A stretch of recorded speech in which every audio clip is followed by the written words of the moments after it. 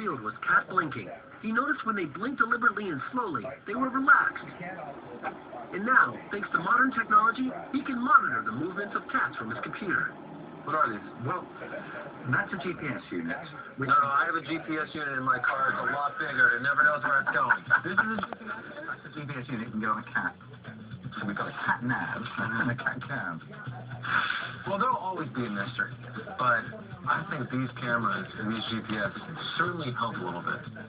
Roger attaches these devices to the kitty's collar, and they open the window to the mysterious world of these prowling purrs. So, Roger, when cats go outside, where do they go, and do they go to the same place every day? Not necessarily, but yes. When we're looking at these ranges and really how important the territory is, we're trying to understand where they're going, but finding it out is easier said than done. It's in a big cluster here. The purple lines are the GPS paw prints of a farm cat Roger studied. The cluster on the right is where this cat